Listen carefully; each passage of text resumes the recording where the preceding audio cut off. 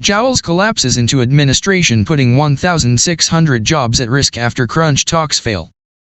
Around 1,600 jobs are under threat after upmarket fashion retailer Joules revealed it is set to appoint administrators following a failure to secure a vital cash injection.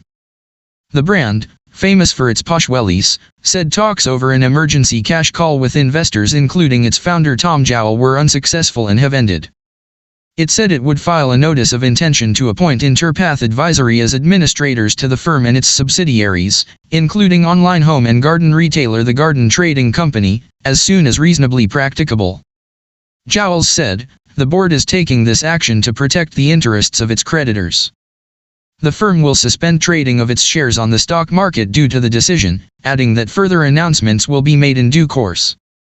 For now, it's expected Joules stores and websites will continue to trade as normal. The Leicestershire-based chain employs around 1,600 staff and has over 130 shops.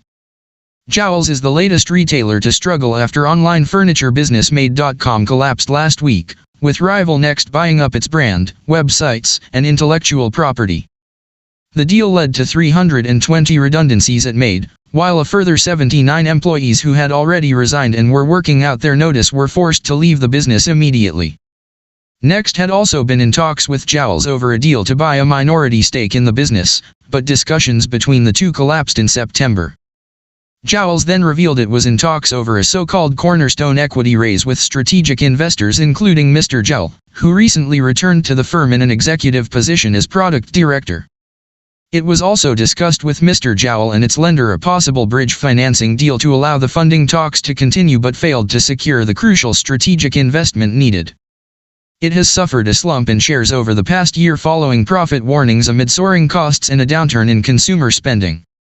Mr. Joule founded the eponymous firm in 1989, when he began selling clothing on a stand at a country show in Leicestershire. Lisa Webb, consumer rights expert at Which, said, "The news that Joules is entering administration will be devastating for its employees, as well as a real concern for customers with orders placed, as exercising your rights is not always straightforward in these circumstances.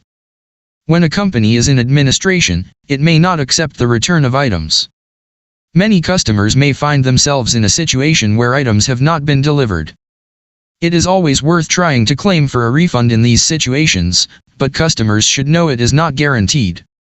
The cost of repairs for faulty items could still be claimed if they came with a warranty. If you've bought something on your credit card costing more than £100, the card provider is jointly responsible for any breaches of contract. You can claim under Section 75 of the Consumer Credit Act if the item is faulty or not delivered.